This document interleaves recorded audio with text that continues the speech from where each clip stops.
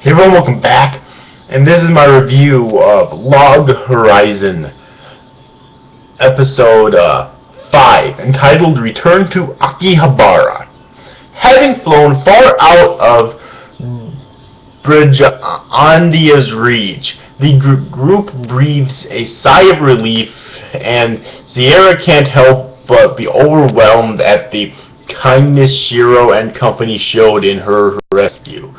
The party then sets up camp, and Nyanta brandishes his cooking powers by explaining that only those with chef subclass are able to manually prepare food with flavor. After a Vincent barbecue supper, Nyanta, Shiro, and Naotsugu explain their history as part of the legendary adventuring group, the Bakuari Tea Party, which causes Akatsuki to lament her own abilities. As their journey back to Akihabara continues, Shiro reminisces about his time spent mentoring two beginners, Toya and Minori, just before the apocalypse, and recalls having glimpsed them joining a guild back in Akihabara. The next day, a sudden thunderstorm forces the party to seek shelter in a nearby farming village, and they meet Fedor, one of the people of the land. After interacting with Fedor and his grandchildren, Shiro decides that the NPCs of this world have more human characteristics, and making themselves the anomalies of the world. Elsewhere, Toya and Minori, along with other beginners, find themselves taken advantage of by the guild, who coaxed them into joining. Finally, as Toya and the rest of the guild set out the next day, he happily notices Shiro and company satisfied back in Akihabara, but finds himself unable to meet him.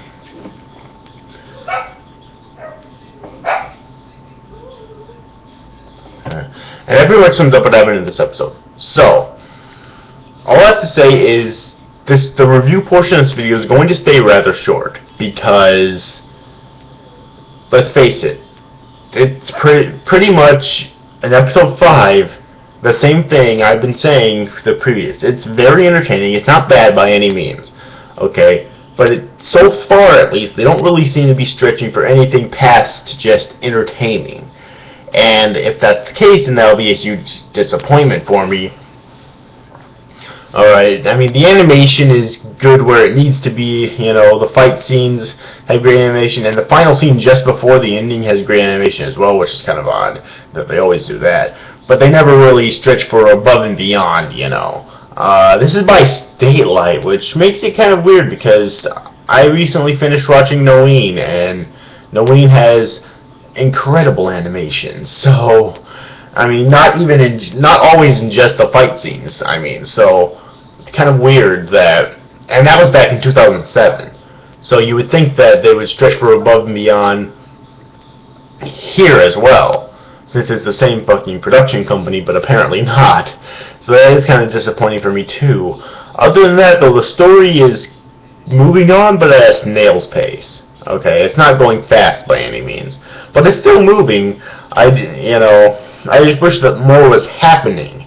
Alright, because not a whole lot's happening. You know, they meet this NPC who, and his grandchildren, which at first I thought were the actual kids that Shiro met earlier that joined the guild and whatnot, which would have made him not be a NPC. He would have very well been a PC. But I mean, I doubt that's going to lead to anything. If they helped him out in some way, then I would say, or if their dialogue was more entertaining, because really it wasn't, I don't think. I said, okay, they're here for a purpose, but no. I really don't think they're there for really any purpose except for to give Shiro and company some shelter, but if that was the case, then they could have easily just came to an empty house and taken shelter, okay? Honestly. So, yeah. But anyways, though, and it makes me wonder if the NPCs in this game actually know that they're in a game, like, if they'll end up breaking the fourth wall later on or something. That would actually be pretty fucking funny. I don't know why, but I still think that breaking the fourth wall in games is really funny. So, maybe it's because it's still kind of a new thing that not very many games do, that it's still kind of funny to me, but whatever. But overall, the music is still really good. I mean, it's nothing spectacular, as I said before, standard fare for RPGs like this, but it's still really good and entertaining to listen to. So overall, the series still just breaks down to entertaining. However, that last scene was kind of interesting. I have a prediction that it's basically with those two kids guilds walking somewhere to Akihabara, I think, and then that one boy ends up seeing Shiro, and he looks back at Shiro, but then he's told to move along by his guildmaster, so then he has to, but then Shiro turns around and sees him walking away. So I have a feeling that Shiro, if not next episode, then the episode after, or some episode later on, is going to end up getting involved and defeating the guildmaster and anyone else who opposes him, and then getting, saving everyone there. However, another problem I do have with the series so far is that it's painfully predictable. Okay, like, normally it's not a problem of mine, but this series is so painfully predictable. Okay. Like, really. And, I think this part of the reason is because there's really no fear of dying.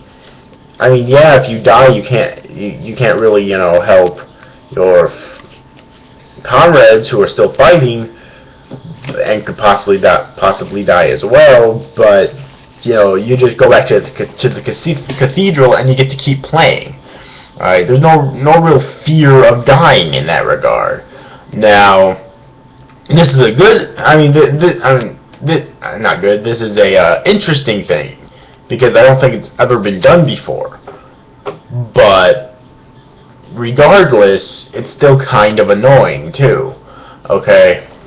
Because there's really no fear of that. When there's a fear of dying in anything, it's like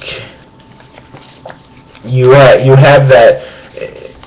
There's something for you to fear if you're facing a more powerful opponent than you. But now there's really no fear of dying, except there's really just the fear of being defeated, going back to the cathedral and having to hunt them down again and fight them again. So it's a unique thing. It's a unique concept they want to try with, you not dying in the real world. If you die in the game, just go respawn at the cathedral. But I don't think that it works out too well, and I really hope that no series like this does that in the future. Alright. So yeah. But anyways, overall, hope you enjoyed this review, guys. These guys, thanks for watching. Bye-bye.